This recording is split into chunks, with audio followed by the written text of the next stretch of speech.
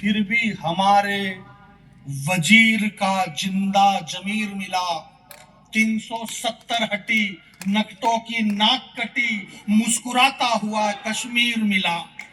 370 हटी, नकटों की नाक कटी, मुस्कुराता हुआ कश्मीर मिला। डीजल, पेट्रोल, गैस के बढ़े हुए दाम मिले। स्वर्ण नगरी में दो पंक्ति पढ़ता हूं, आपके हाथ खड़े होके। डीजल, पेट्रोल, गैस के माना के बढ़े हुए दाम मिले। बदले में बरसों बाद अवध में लखन सिया सहित राम मिले। लखन, जरा दोनों हाथ खड़े करके जय जय श्री राम।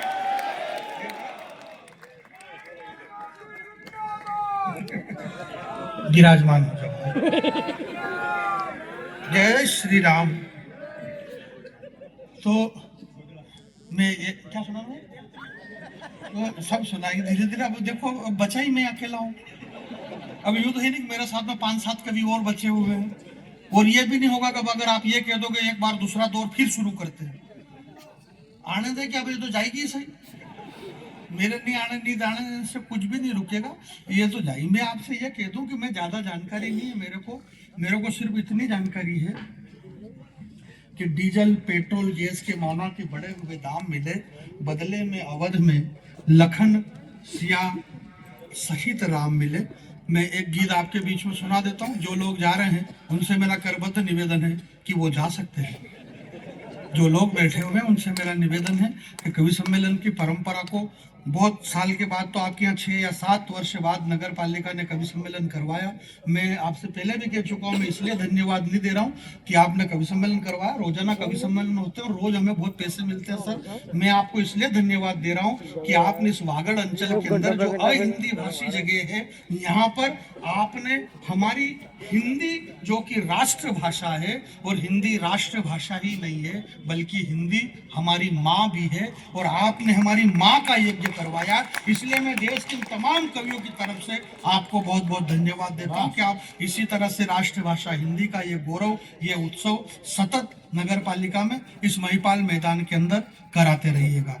सुनिएगा एक छोटी सी पंक्ति और। जिन लोगों को और जाना है तो और जल्दी चले जाए, ताकि मैं इधर चला जाऊँ, क्योंकि जाने का ही दौर चल रहा है। ऐश्वर्या राय, युक्ता मुखी, लारा दत्ता और प्रियंका चोपड़ा, क्या गजब का बनाया मालिक ने तुम्हारा थोबड़ा। तुम सबके सब विश्व सुंदरी का खिताब जीती, पर सही सही बताना तुम्हारे साथ क्या क्या बीती।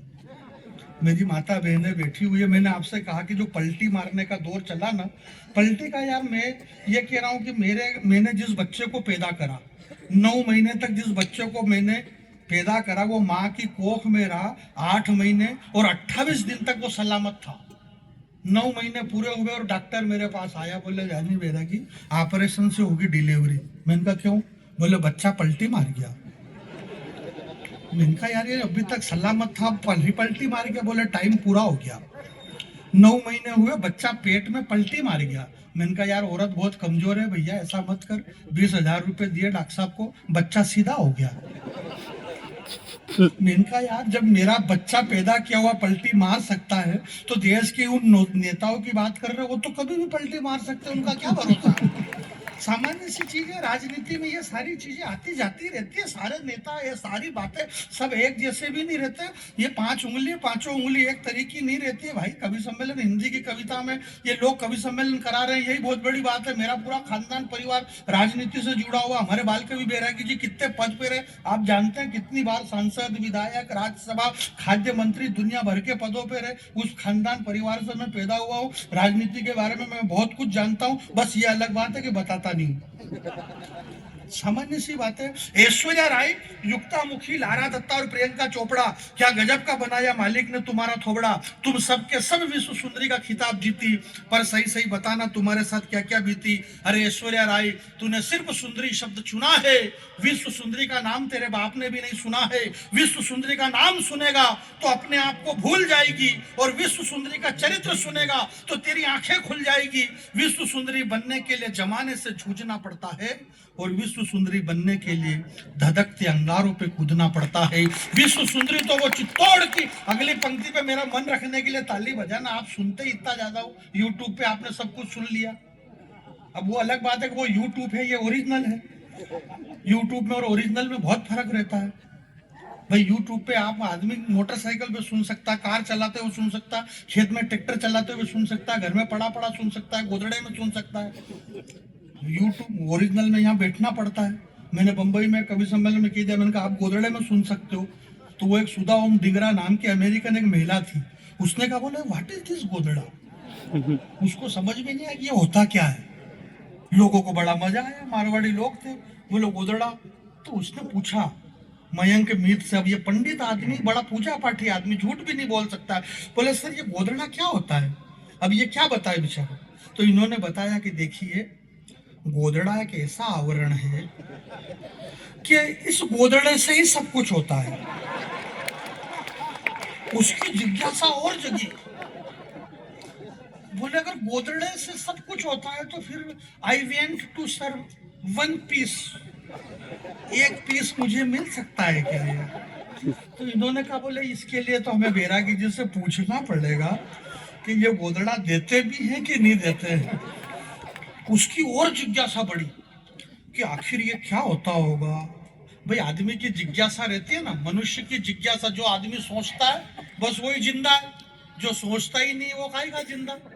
बहुत सारे लोग पीछे बैठे बैठे अभी तक सोच रहे होंगे, और वो इसलिए सोच रहे क्योंकि वो है, हम हैं तो हम सोचेंगे। कई सारे लोग बोले यार ये कितनी देर तक और चिल्ला चोट करेंगे, पीछे बैठे बैठे सोच रहे होंगे, खत्म करे तो अपन जाए। उनकी मजबूरी है कि वो दूसरों की मोटरसाइकिल पे बैठ के आए, जब तक वो नहीं उठे तब तक वो नहीं उठ सकता है। वो इस चक्कर में सोच रहे बैठे बैठे।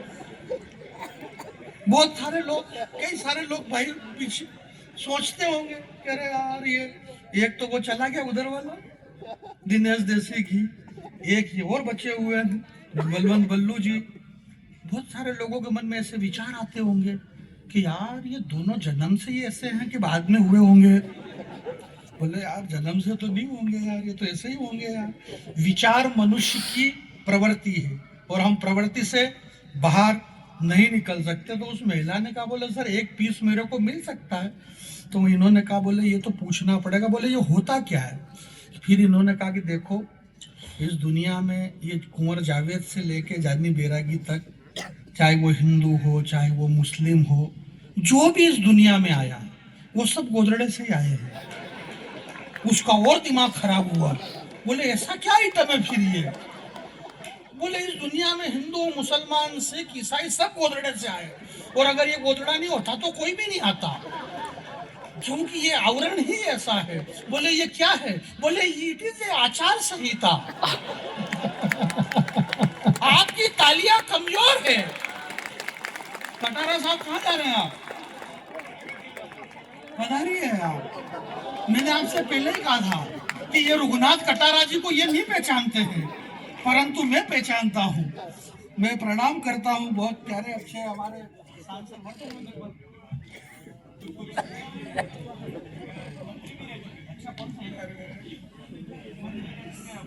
जनजाति में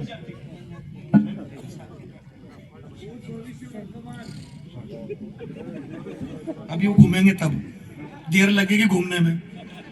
आप उनकी उम्र देखो, इतनी जल्दी थोड़ी घूम सकते हैं वो। भाई साहब घूमने के लिए कह रहे हैं, पूरा देश घूम रहा है इधर उधर, आप ही नहीं घूम रहे हो। बाप बाप बाप क्या घूम जाओ, आप तो आ जाओ इधर, बहुत मजे आएंगे। आइए बाबू जी।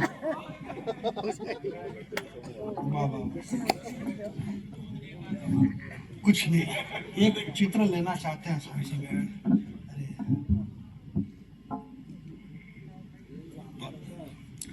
इतने सरल और सहज व्यक्ति हैं ये, वरना एक भूतपूर्व मंत्री पद पे सुशोभित रहे हैं, मिनिस्टर होने के बाद में, सांसद होने के बाद में इतनी देर तक इस तरह से मिलना, ये इनकी सरलता, ये इनकी विनम्रता, ये विनम्रता और ये सरलता ही बाबूजी आपका जो हथियार है ना, ये हथियार ही यही है। ये बहुत बड़ा हथियार है। विनम्रता से बड़ी दुनिया में कोई ताकत नहीं है। इतने बड़े पद पे रहने के बाद अगर आदमी इतना विनम्र है, वरना इन्हें कोई जरूरत नहीं है रात को इतनी देर तक बैठे। ये क्यों बैठे भाई रात को? इन्हें बुलाया, मुख्य अतिथि के रूप में आ गए, थोड़ी देर बैठते चले जाते, दीप प्रज्वलन हुआ और चले जाते। परंतु ये अभी तक बैठे हुए हैं। ये क्यों बैठे हुए हैं? नहीं, ये क्यों बैठे हुए हैं? ये इसलिए बैठे हुए हैं, इसके दो कारण हैं। पहला कारण तो ये कि एक तो बैठने की व्यवस्था है, इसलिए बैठे हुए हैं। दूसरी बात यह कि इनको 5 साल और आगे बैठने का मन है, ये और बैठना चाहते हैं। इस जनता के बीच में बैठेंगे, देश के नेता को बैठना चाहिए। बात यह है, ये जितने सरल है अच्छी बात है, परंतु इनसे पहले भी ये सांसद हैं, ये मंत्री हैं यार, आपकी जानकारी में होगा, आप पढ़े लिखे लोग। जावेद साहब, आपने बहुत अद्भुत बात कही है। मैं कुंवर जावेद साहब का बहुत बड़ा फैन हूँ। और जो हिंदू मुसलमान की बात कर रहे हैं, अब कवि सम्मेलन शुरू हो रहा है, मैं आपके बीच में ये कह रहा हूँ, आज से 77 साल पहले बहुत पढ़े लिखे लोग आप बैठे हुए हैं। हालांकि मैं तो पढ़ा लिखा नहीं हूँ, गाँव में रहता हूँ, और ये सारे बम्बई, दिल्ली, बेंगलोर जाने वाले लोग हैं। मैं कहीं नहीं गया, मेरे घर से सीधा यही आया और यहाँ से वापस मेरे घर चला जाऊंगा। नहीं, अपन 10-10, 20-20 दिन इधर उधर रोते फिरो, क्या मतलब? अपन इधर उधर घूमते फिरो और अपने घर के सामने फिर दूसरे घूमते फिरे, इसलिए अपने को घर पे रहना बहुत जरूरी है। तो मैं घर पे रहने में ज्यादा ध्यान देता हूँ, घर पे ही ज्यादा। आजकल मोबाइल में ऐसी ऐसी बातें आ रही है यार।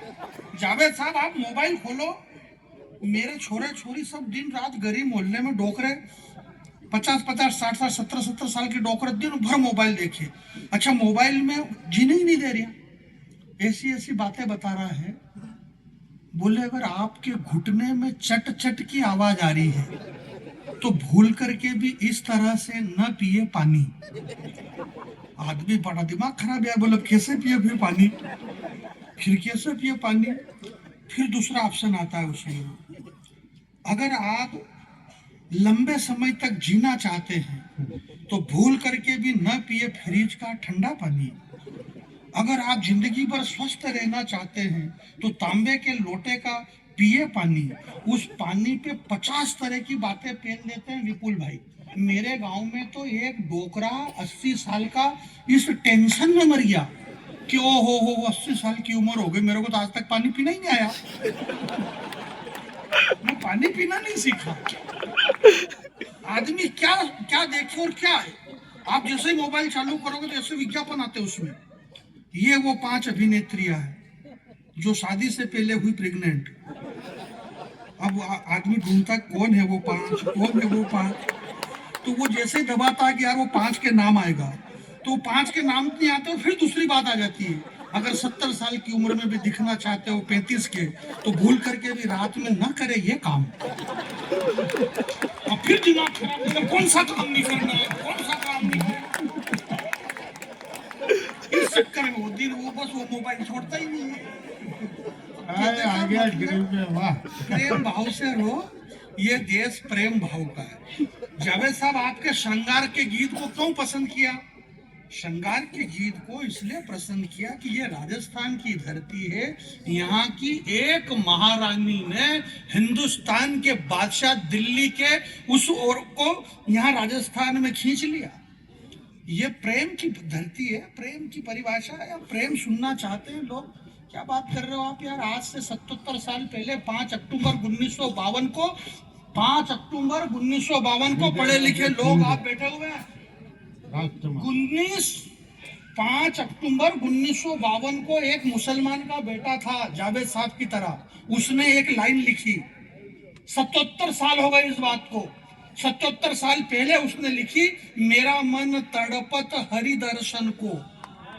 1952 में 5 अक्टूबर को पहली black and white film release हुई। फिल्म का नाम बेजू बावरा। उस बेजू बावरा में लिखने वाला वो मुसलमान का पहला बेटा जिसका नाम शकील बदायूनी साहब ने लिखा कि मेरा मन तड़पत हरि दर्शन को। और इस गीत को जिसने संगीत दिया, वो संगीत देने वाला पहला मुसलमान का बेटा जिसका नाम नौशाद अली, और इस गीत को गाने वाला पहला मुसलमान का बेटा जिसका नाम मोहम्मद रफी था। मेरे भाई, ये वो हिंदुस्तान है जो मुसलमान से कहीं तक नफरत नहीं करता। और पूरे देश दुनिया में गीत बजा कि मेरा मन तड़पत हरि दर्शन को। ये बात जैसे बाला साहब ठाकरे को मालूम पड़ी तो उन्होंने कहा, बोले कौन है ये तीनों, बुलाओ इनको इधर। तीनों को बुलाया, नौशाद अली साहब को, शकील बदायूनी को और मोहम्मद रफी साहब को, मातुश्री में तीनों को बुलाया। बाला साहब उस समय अपनी जवानी में थे। बोले क्या लिखा आपने, आपने काय पे संगीत दिया और आपने क्या गाया? तो तीनों ने बताया कि मैंने लिखा कि मेरा मन तड़पत हरि दर्शन। बोले मैंने संगीत दिया कि मेरा मन तड़पत हरि दर्शन को, और मैंने गाया कि मेरा मन तड़पत हरि दर्शन को। बोले हरि का मतलब क्या होता है? तो तीनों ने बताया कि हरि का मतलब हरि हरि। जहाँ पे हरी हरी पत्ती रहती है वहां सबका मन तड़पता है मेरे भाई। बस हरी पत्ती बहुत मायना रखती। जरा एक बार ताली बजाना, मैं हरी पत्ती की बात कर रहा हूँ कि हिंदुस्तान के सारे कवि हरी पत्ती के चक्कर में भटक रहे इधर उधर। ये सब बहुत